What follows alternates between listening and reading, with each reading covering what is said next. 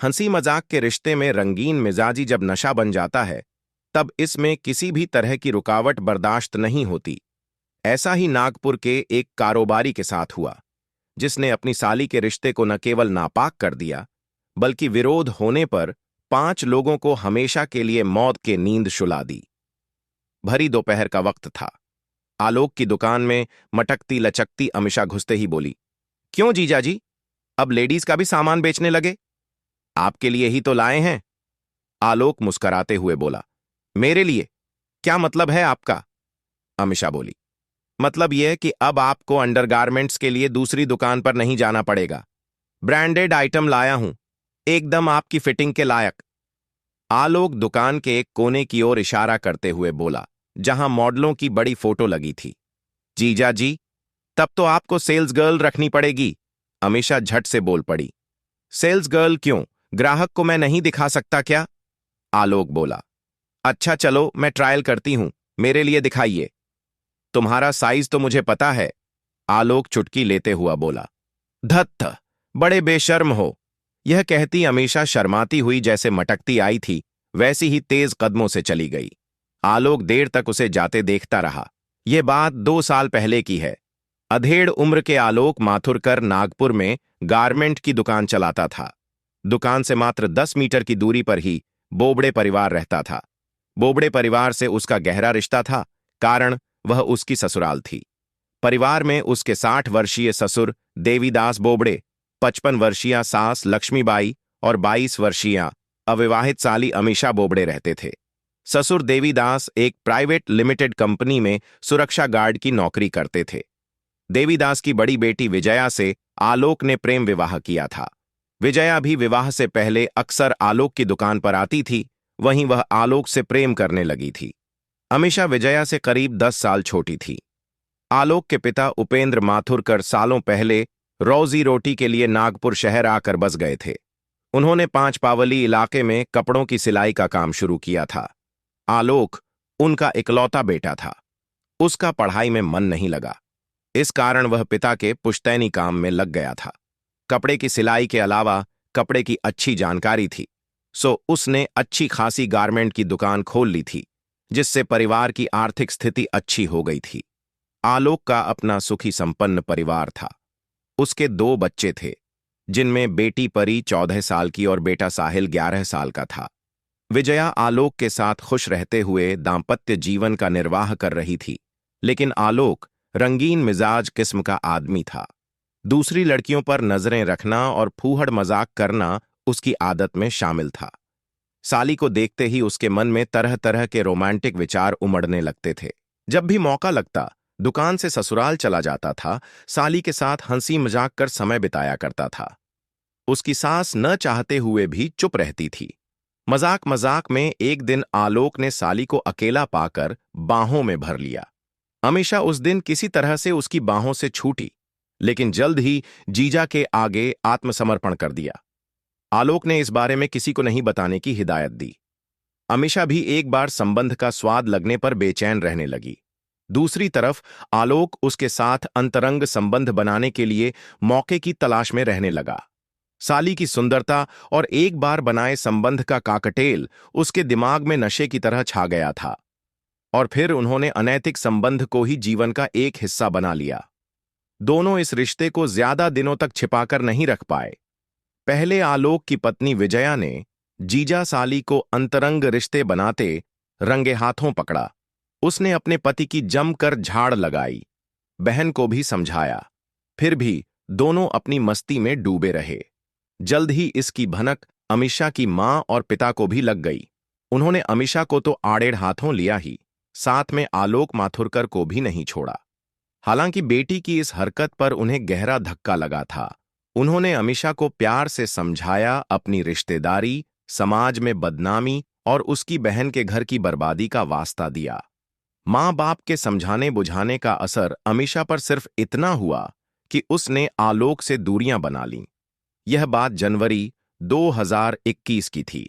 सिर से पांव तक अमीषा के रंग में डूबे आलोक को उसकी दूरियां बर्दाश्त नहीं हो रही थीं। वह जितना ही अमीषा के पास जाने की कोशिश कर रहा था, वह उससे उतनी दूर होती जा रही थी। कई बार मौका देखकर अपनी ससुराल भी गया, लेकिन सास ससुर के मौजूद रहने के कारण अमीषा से बात तक नहीं कर पाया। वह जब भी ससुराल जाता, उसे नसीहत सुनने को मिलती।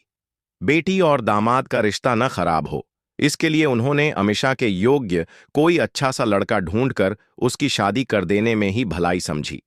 इस बात की जानकारी जब आलोक को लगी, वहां अमीषा के मां बाप आ गए।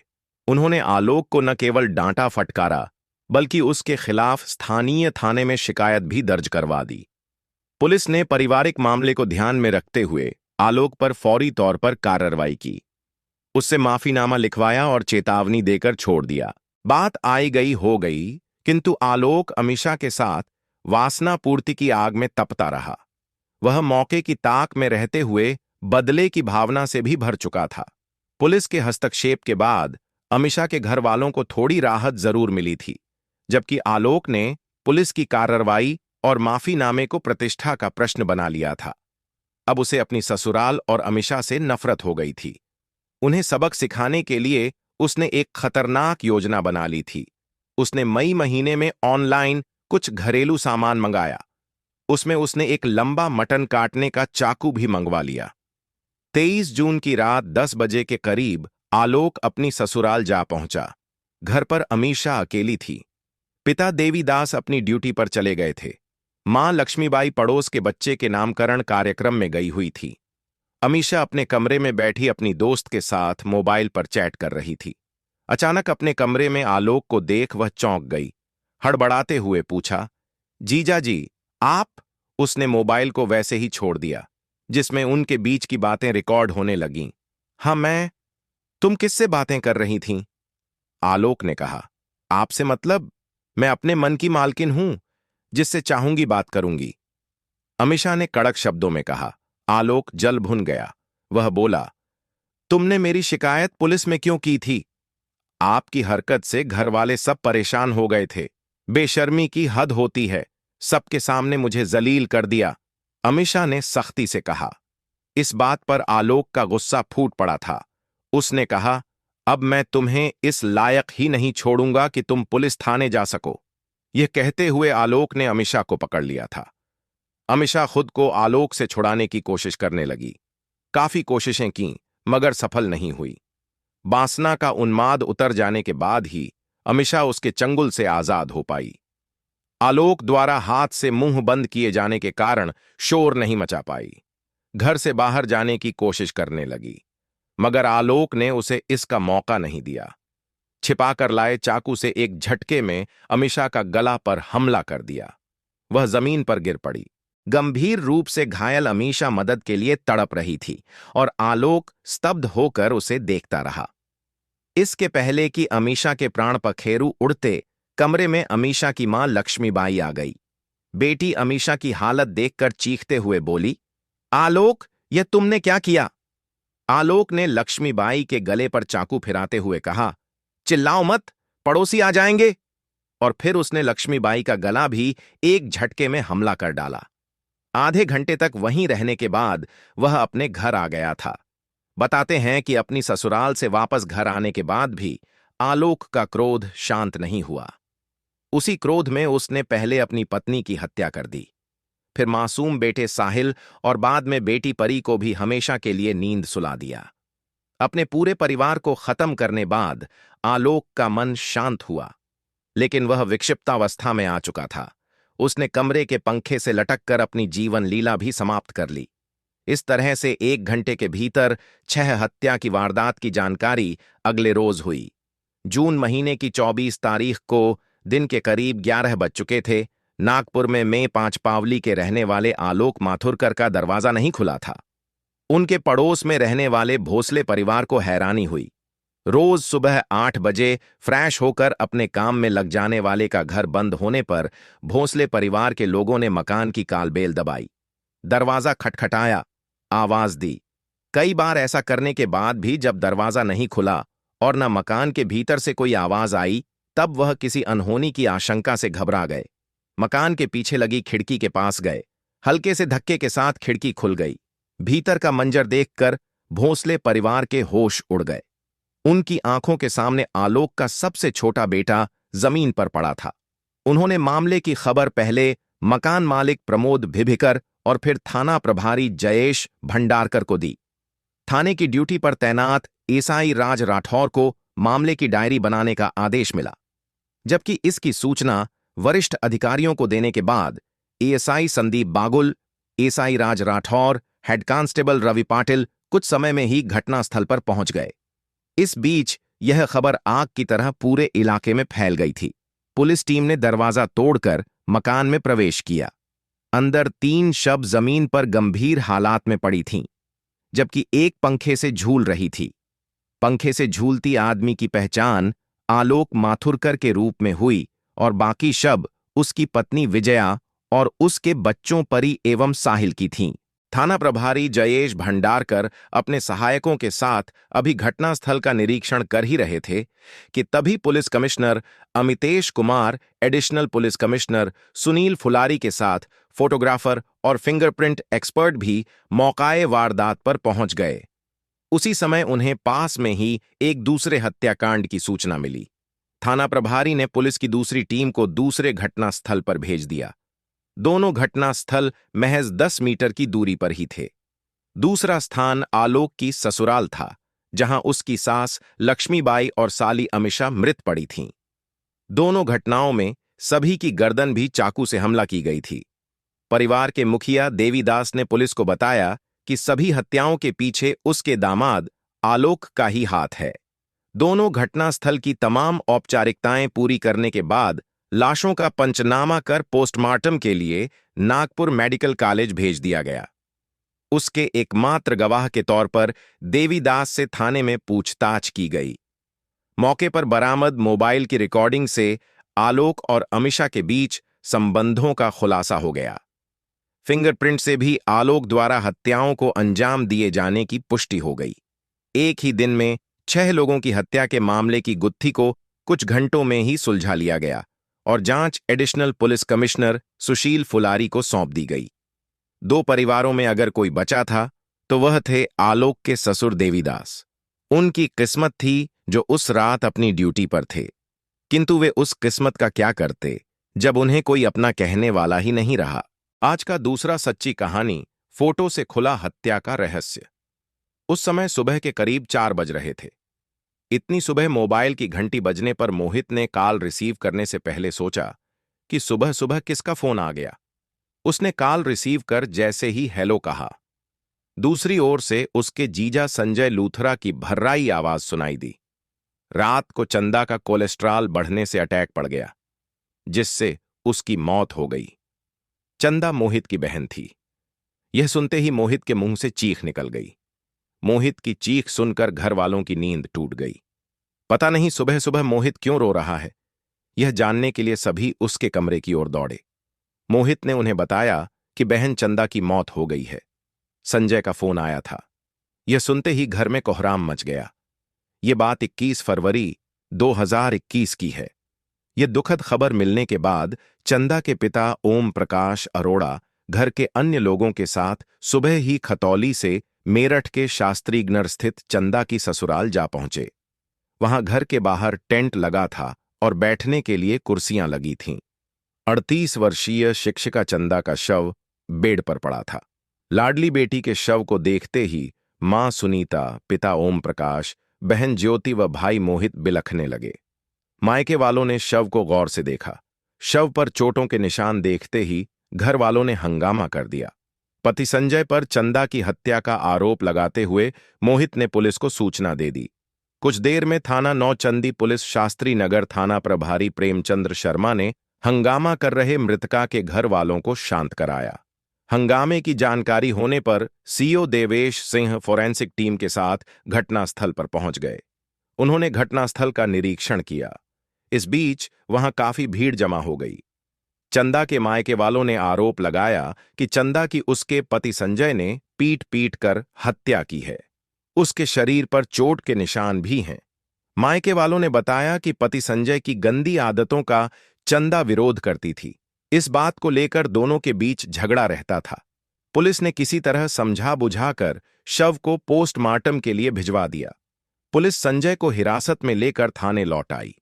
चूंकि मृतका एक शिक्षिका थी, इसलिए सूचना मिलने पर मुजफ्फरनगर शिक्षक संघ के अध्यक्ष बालेंद्र सिंह अपने साथियों संजीव, ओम प्रकाश, अभिषेक, सुमित, नीतू, रजनीश, अशोक, मनीष आदि के साथ थाने पहुंच गए और दोषी के खिलाफ कार्रवाई की मांग की।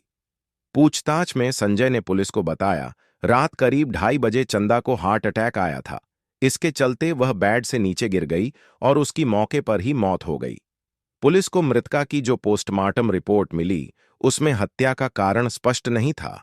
तब पुलिस ने संजय को निर्दोष मानते हुए क्लीन चिट दे दी और थाने से छोड़ दिया। पोस्टमार्टम रिपोर्ट में मृतका के शरीर की चोटों का कोई उल्लेख ही नहीं किया गया था।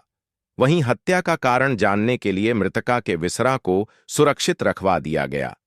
इससे नौचंदी पुलिस की भूमिका पर सवाल उठने लगे। मृतका के मायके वालों का आरोप था कि चंदा के शरीर पर चोट के निशान थे।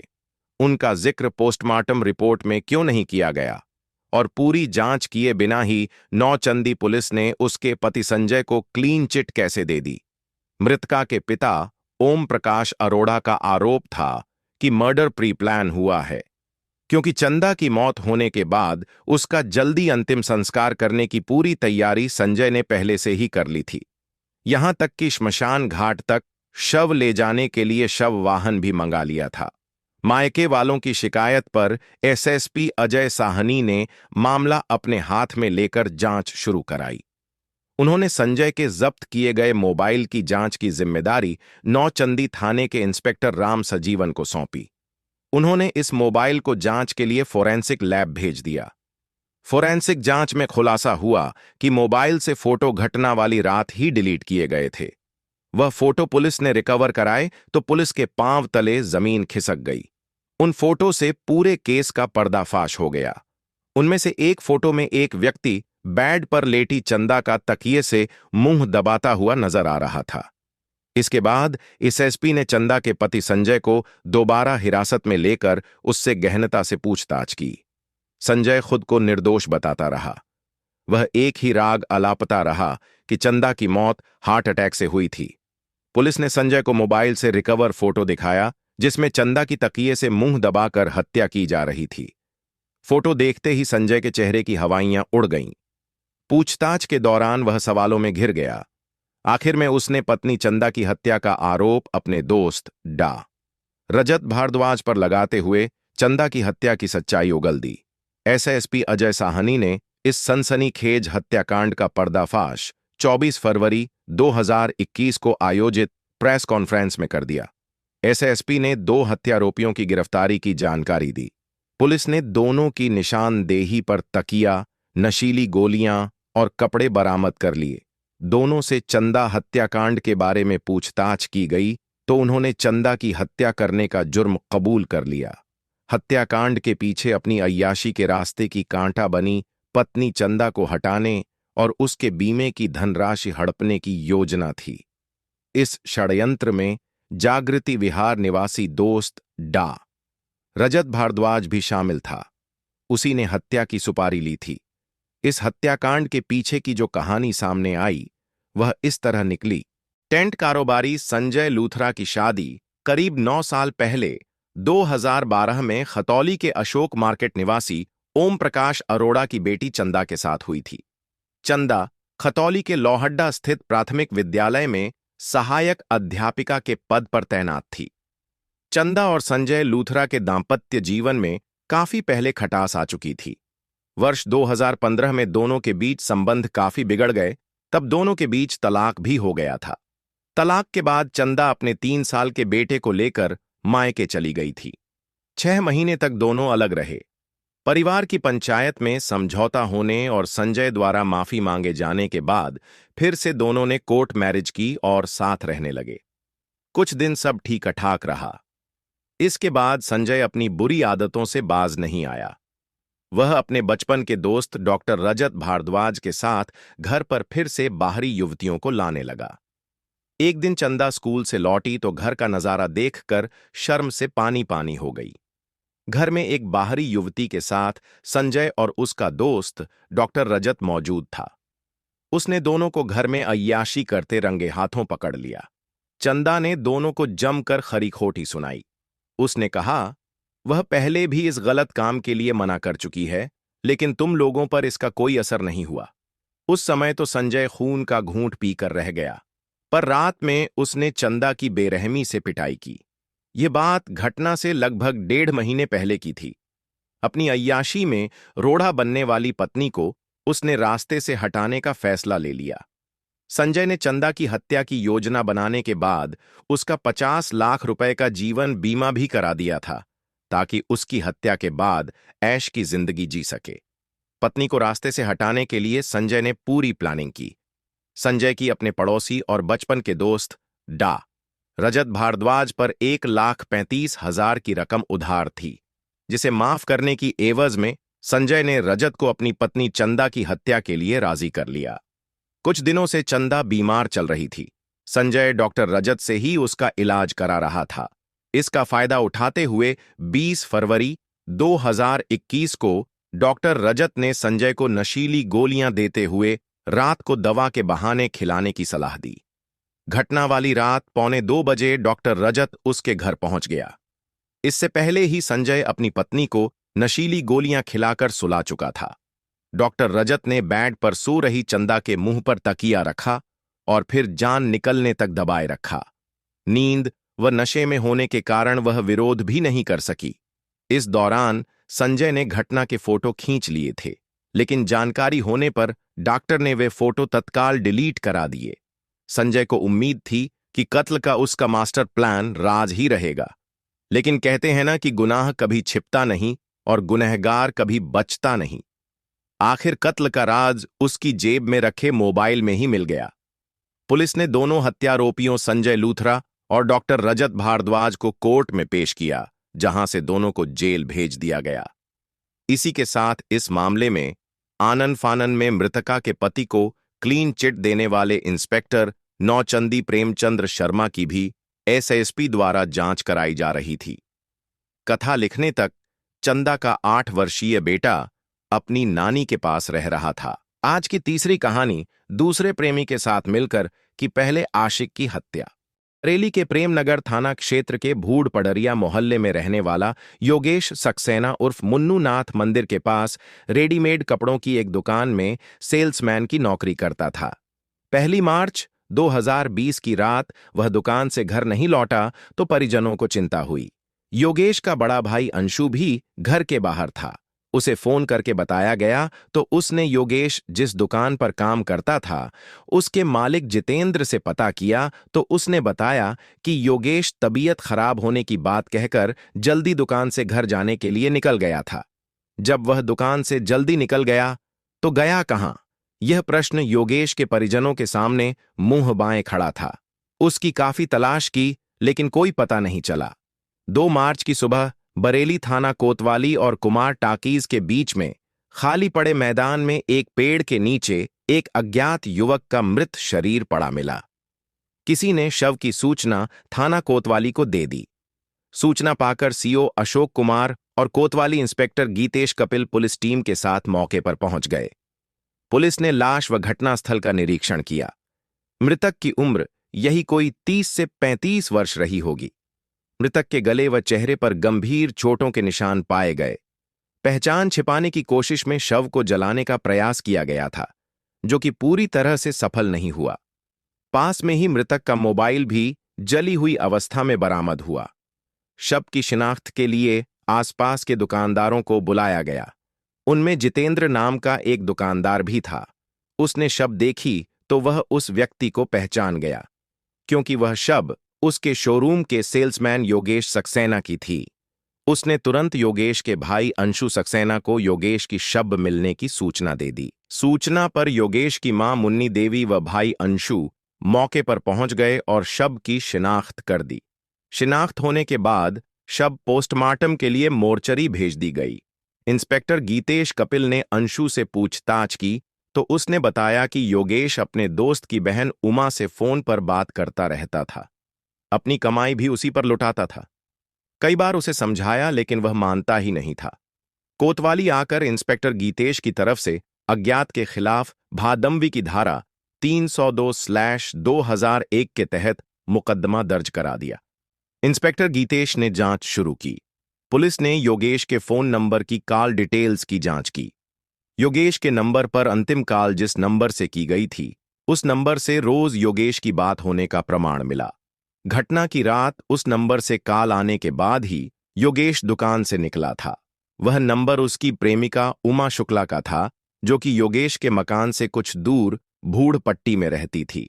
इसके बाद 3 मार्च को इंस्पेक्टर गीतेश कपिल ने उमा शुक्ला को घर से हिरासत में लेकर कोतवाली में महिला कांस्टेबल की मौजूदगी में कड़ाई से पूछताछ की तो उसने अपना जुर्म स्वीकार कर लिया। पूछताछ में उमा ने बताया कि योगेश की हत्या उसने अपने दूसरे प्रेमी सुनील शर्मा से कराई थी। उसके बाद सुनील शर्मा को भी गिरफ्तार कर लिया गया। इन दोनों से पूछताछ के बाद जो कहानी निकलकर सामने आई, वह सबको चौंकाने वाली थी। उत्तर प्रदेश के महानगर बरेली के प्रेमनगर थाना क्षेत्र के भूड़ पढ़रिया मोहल्ले में अशोक सक्सेना परिवार रहते थे। वह एक प्राइवेट बस ऑपरेटर के यहां कंडक्टर थे। परिवार में पत्नी मुन्नी देवी के अलावा 2 बेटे और 2 बेटियां थीं। अशोक सक्सेना ने अपनी बड़ी बेटी शालिनी का विवाह कर दिया। इससे पहले कि वह अन्य बच्चों की शादी की जिम्मेदारी से मुक्त होते, 3 साल पहले उनकी मृत्यु हो गई। बड़ा बेटा अंशु शादी बारातों में बैंड बाजा बजाने का काम करने लगा। हाई स्कूल पास योगेशनाथ मंदिर के पास स्थित रेडीमेड कपड़ों की एक दुकान में सेल्समैन की नौकरी कर रहा था। वह इस दुकान पिछले 5 सालों से काम कर रहा था। योगेश के मकान से कुछ दूरी पर भूड़ पट्टी में महेश चंद्र शुक्ला रहते थे। वह प्राइवेट जॉब करते थे। परिवार में उनकी पत्नी जानकी और एक बेटी उमा और बेटा अमर उर्फ गुरु था। 20 जुलाई 1990 को जन्मी उमा काफी खूबसूरत और महत्वाकांक्षी युवती थी। उसने बरेली यूनिवर्सिटी से ग्रेजुएशन की थी। बरेली जैसे महानगर में पली बड़ी होने के कारण उसके वातावरण का असर भी उस पर पड़ा था। उमा का भाई अमर और योगेश एक ही मार्केट में अलग अलग रेडीमेड कपड़ों की दुकान पर काम करते थे। इसी वजह से योगेश और अमर में दोस्ती हो गई। दोनों एक दूसरे के घर भी आते जाते थे। इसी आने जाने में योगेश और उमा एक दूसरे को जानने लगे। दोनों का दिन में कई कई बार आमना सामना हो जाता था। दोनों की निगाहें आपस में टकराती थीं तो उमा लजाकर अपनी निगाहें नीची कर लेती थी। योगेश की आंखों की गहराई वह ज्यादा देर बर्दाश्त नहीं कर पाती थी। शर्म से पलकें झुक जातीं और होठों पर हल्की मुस्कान भी अपना घर बना लेती थी। उमा की इस अदा पर योगेश का दिल बेचैन हो उठता था। उमा को योगेश अच्छा लगता था। वह उसे दिल ही दिल में चाहने लगी थी। उसकी चाहत की तपिश योगेश तक पहुंचने लगी थी। योगेश को तो उमा पहले से ही पसंद थी। इस वजह से योगेश भी अपने कदम बढ़ने से रोक न सका। वह भी उमा को अपनी बाहों में भरकर उसकी आंखों की गहराइयों में उतर जाने को आतुर हो उठा। एक दिन योगेश उमा के कमरे से निकलकर बाहर की ओर जाने लगा कि अचानक वह फिसल गया। इससे उसके दाएं हाथ के अंगूठे में काफी चोट लग गई और अंगूठे से खून निकलने लगा। वहीं आंगन में खड़ी उमा ने देखा तो दौड़ी दौड़ी आई। खून निकलता देखकर वह तुरंत अपने रुमाल को पानी में भिगोकर उसके अंगूठे में बांधने लगी। उसके द्वारा ऐसा करते समय योगेश उसकी तरफ प्यार भरी नजरों से देखता रहा। उमा रुमाल बांधने के बाद बोली, जरा संभल कर चला करो। अगर आप इस तरह गिरोगे तो जिंदगी की राह पर कैसे संभल कर चलोगे? जिंदगी की डगर पर अगर मैं गिरा भी तो जिंदगी भर साथ देने वाले हाथ मुझे संभालने के लिए हमेशा तैयार रहेंगे। ये हाथ किसके होंगे और कौन जिंदगी भर साथ निभाने के लिए मेरे साथ होगा, यह तो अभी मुझे भी नहीं पता। योगेश ने उमा की निगाहों में निगाहें डालते हुए कहा। योगेश की इस शरारत से उसकी नजरें शर्म से थोड़ी देर के लिए झुक गईं। फिर वह बोली, छोड़ो इस बात को। आप रुमाल को थोड़ी थोड़ी देर बाद पानी से गीला जरूर कर लेना। इससे आपके अंगूठे का जख्म जल्दी ठीक हो जाएगा। अंगूठे का जख्म तो ठीक हो जाएगा, लेकिन दिल का जख्म। इतना कहकर योगेश तेजी से दरवाजे से बाहर निकल गया। रूहानी तौर पर एक दूसरे से बंधे होने के बावजूद खुलकर अभी तक न तो योगेश ने प्यार का इजहार किया था और न ही उमा ने। लगन की आग दोनों ओर लगी थी, बस देर थी तो आग को शब्दों की जुबां देकर बयां करने की। योगेश जब घर में आता तो उमा का मन अधिक से अधिक उसके पास रहने को करता था। जब भी दोनों मिलते इधर उधर की बातें करते रहते थे। इससे धीरे धीरे दोनों एक दूसरे से काफी खुल गए और उनमें काफी निकटता आ गई। उमा मिलने व बात करने के उद्देश्य से योगेश के पास पहले से अधिक जाने लगी। एक दिन योगेश घर में अपने कमरे में बैठा कुछ पढ़ रहा था। उमा भी उससे मिलने वहां पहुंच गई। उमा को देखकर योगेश खुश होते हुए बोला, आओ उमा, बहुत देर लगा दी। मैं काफी देर से तुम्हारा ही इंतजार कर रहा था। घर का काम निपटाने में मम्मी की मदद करने लगी थी, इसीलिए देर हो गई। वह बोली, ठीक है, तुम थोड़ी देर बैठो, मैं तुम्हारे लिए चाय बनाकर लाता हूं। कहकर योगेश चाय बनाने चला गया। उमा वहीं मेज पर रखी पत्रिका उठाकर उसके पन्ने पलटने लगी। थोड़ी ही देर में योगेश चाय बनाकर ले आया। मेज पर चाय रखते हुए योगेश बोला, उमा, क्या पढ़ रही हो? योगेश की बात सुनकर उमा ने सिर उठाया और योगेश की तरफ देखते हुए बोली, इस पत्रिका में एक बहुत ही अच्छी कहानी छपी है, वही पढ़ने लगी थी। यह सुनकर योगेश भी उमा के पास बैठकर चाय पीते हुए उसी पत्रिका को पढ़ने में तल्लीन हो गया। पूरी कहानी पढ़ने के बाद ही योगेश ने पत्रिका के सामने से सिर हटाया और उमा की तरफ देखते हुए बोला, सही कहा था तुमने, काफी दिल को छू लेने वाली प्रेम कहानी है। दोनों में कितना प्यार था। अच्छा उमा, ये बताओ कि आज के समय में भी इतना पवित्र प्यार करने वाले लोग मिलते हैं?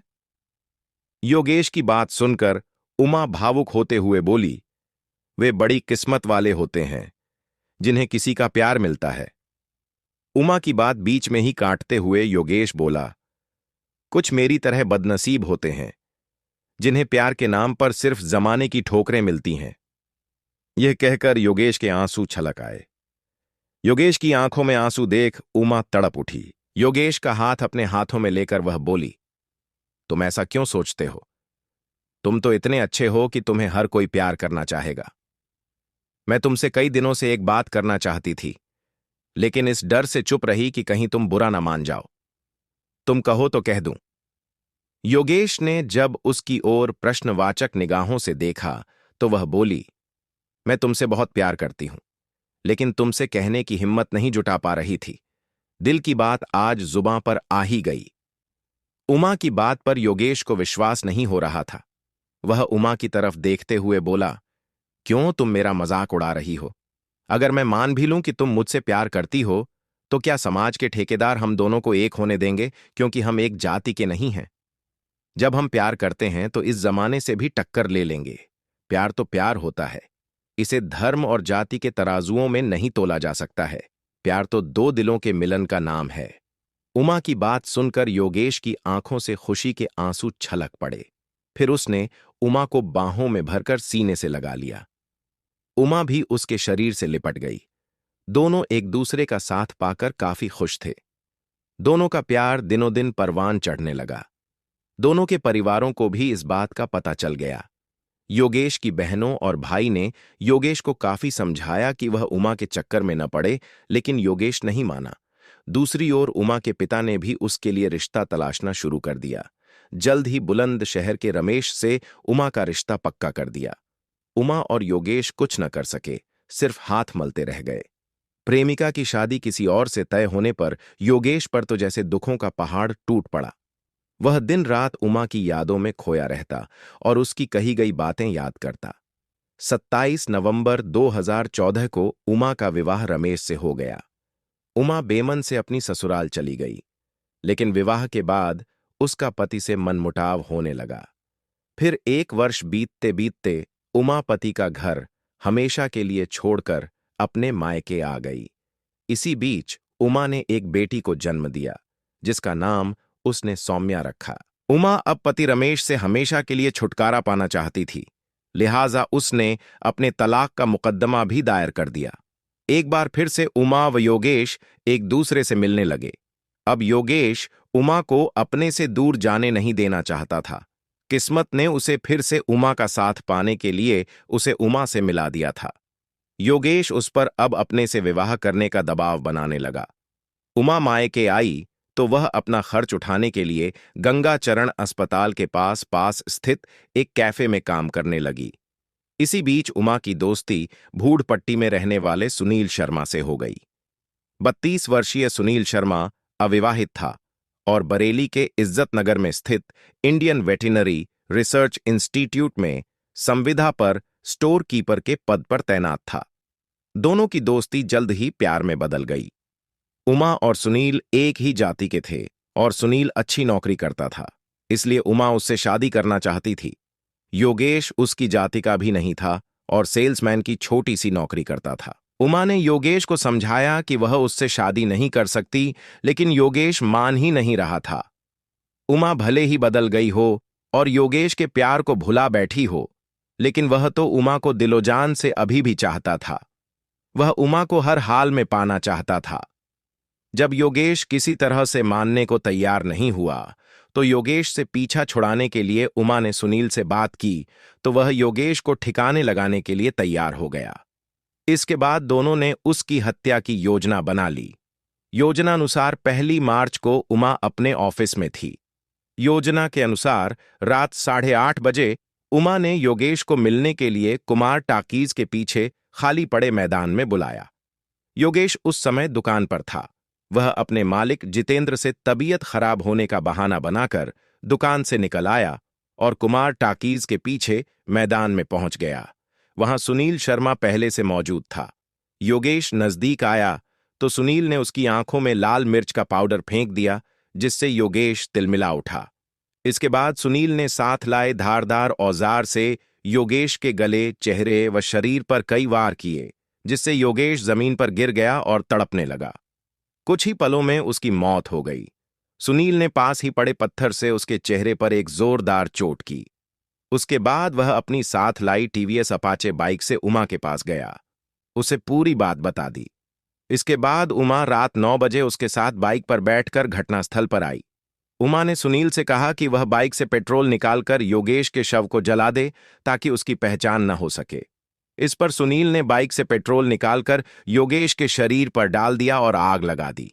इसके बाद दोनों वहां से चले गए, लेकिन पुलिस आसानी से उन दोनों तक पहुंच ही गई। सुनील की निशानदेही पर इंस्पेक्टर गीतेश कपिल ने हत्या में प्रयुक्त चाकू, लाश जलाने में प्रयुक्त माचिस की डब्बी, रक्त रंजित कपड़े और सुनील की Apache bike number UP 25 CM 3263 बरामद कर ली। फिर कानूनी औपचारिकताएं पूरी करने के बाद दोनों को CJM की कोर्ट में पेश किया गया। वहां से दोनों को जेल भेज दिया गया।